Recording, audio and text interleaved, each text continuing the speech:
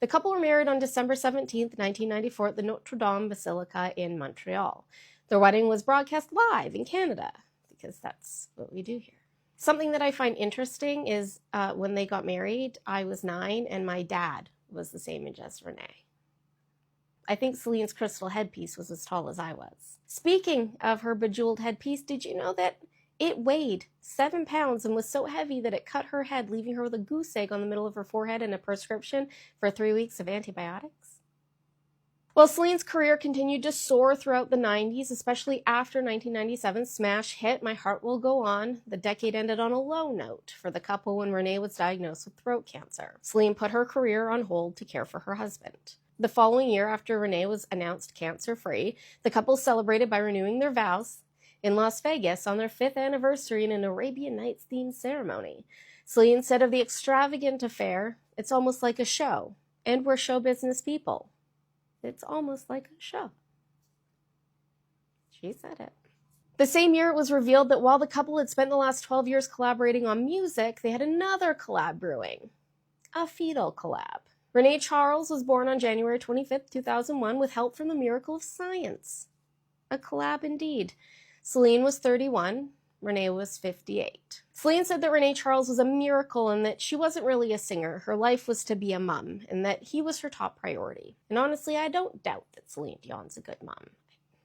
8 years later, Celine revealed that the couple were trying IVF again, but that she knows that they were blessed with Renee Charles, and if it happened, it happened. And happen it did. In May of 2010, the couple announced that they were expecting deux bébés, or deux collaborations fœtales, if you will.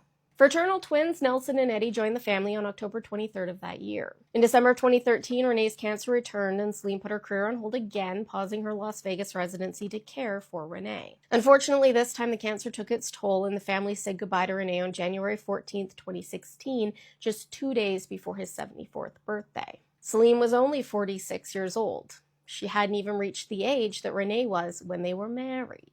2 days later, on Renee's birthday, Celine's brother Daniel passed away from cancer as well. An obituary for Renee was posted on Celine's website, which read, "According to his final wishes, his funeral will be held at Notre Dame Basilica in Montreal, where 21 years ago he chose to marry the one who will remain as the great love of his life, the artist for which he had the most respect, the woman who gave him light and happiness until his very last breath."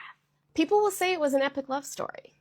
No. Literally, People magazine has an article called Celine Dion and Renee Angelil's Epic Love Story in Photos. The problem with this narrative is that it romanticizes the fact that a man who was a literal father figure in Celine's life took advantage of the power and control he had over her. He was her guardian. He was responsible for her well-being and her safety. She was a child when they met. He held her career and her success in his hands. And then they fell in love. She went from a girl who wanted to sing and have this huge career to saying that the most important thing in her life was Renee. And I know there's gonna be people that are like, "You're just a hater. They were obviously happy. Look how long they were together. They had kids." I will keep repeating this as long as I have inhalers to keep me breathing. There are generations of women who stayed in abusive, toxic, and narcissistic relationships because they had no other way out, or they were so young when they were married off, they don't know any different. I've watched these women fall apart when their husbands pass away because all they knew since they were teenagers was the control that those men had over them. But because they were married for 50 plus years, it must have been love, right? They were happy, right?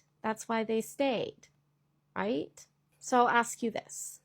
If you grew up in a room with no light, how would you ever know what the sun feels like? How would you ever know that you should miss it? I hope you liked this one, well, as much as you can given the subject matter. If you did, please save and share it with your friends. It really does help. Now, if you didn't like it and choose to ignore every ounce of nuance and context that I've given you, please enjoy joining my extensive blog list. You bore me. Que l'écoute soit avec toi.